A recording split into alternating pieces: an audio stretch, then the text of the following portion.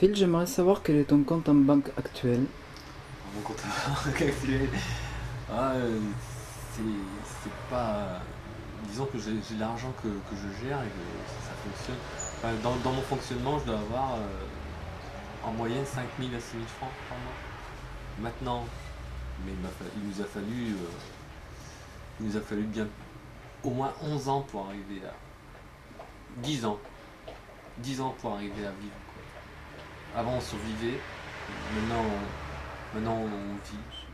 Le C'est-à-dire business et l'ETH. oui, le mélange de l'osmose des deux. Alors là, je vais dire une grande phrase que je pense et que j'ai longtemps mûri dans mes ménages et des méandres glauques de ma pensée. Et business et art, c'est vraiment quelque chose de très particulier parce que je pense pas qu'en France actuellement il y ait suffisamment de gens qui puissent réellement faire du bon business. Ou alors ils sont placés, ils ont des appuis, ils ont des appuis financiers qui viennent de très haut, quoi.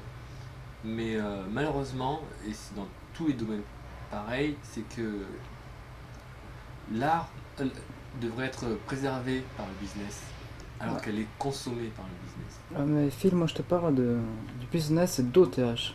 Eh ben, En- autant pour OTH que pour l'ensemble, je considère que le business bouffe l'art, alors qu'il devrait le préserver. C'est quelque chose.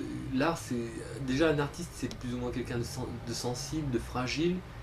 Il faut le préserver à tout prix, quoi, et surtout pas lui enfoncer la tête dans un seau de chiffres, tu vois, abrutissant et un truc qui comprendra rien, où il va y avoir une notion de la réalité qui va.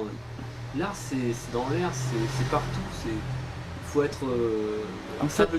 À la limite, il faut être simple d'esprit en fait pour l'artiste est atteindre. là pour faire son travail, non pour compter ses billets, quoi. Voilà, parce que quand tu mais je parle de la musique, de la musique, mais on pourrait parler de la peinture ou du cinéma. Et je sais pas, imagine que tu es peintre et que si tu te laisses aller, tu vas faire ce que tu as envie de faire, quoi. Mais si tu fais ta peinture par rapport au business, tu vas te dire, ah là, Sansi, c'est la mode du jaune, alors on va faire un fond jaune, et puis ah là, t'as vu, Barclay il branche bien le bleu, alors tac, je te fais un rayon bleu. Et tu vois, c'est deux choses qui sont complètement. Qui ont un point commun fondamental, parce que il faut vendre, et il faut vivre, il faut pas être. T'es obligé de vivre, quoi, t'es obligé d'avoir de l'argent et donc de faire partie de ce système. Mais quelque part, l'artiste doit être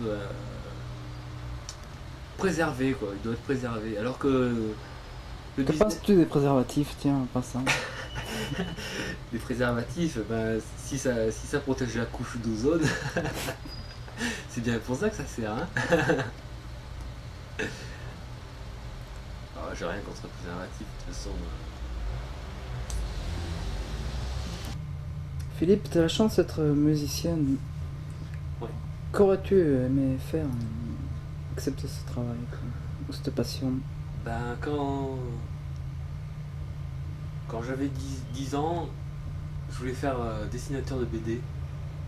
Et puis, je m'étais enfermé dans ma cave et pendant 2 ans, j'apprenais la technique du dessin, etc. Et un jour, je me suis dit, mais si je continue comme ça, je vais passer ma vie sur une table, devant une table, et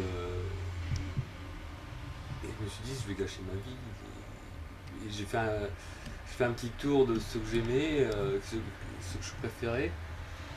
Je me suis rendu compte que j'avais besoin des amis, des copains. J'aimais les voyages et j'aimais la musique.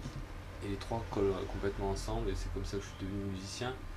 Mais je suis un passionné de l'art, je suis un passionné de la vie. Et j'aurais pu faire n'importe quoi, j'aurais pu être cinéaste, vidéaste, maquettiste, etc. Ouais. Bonjour.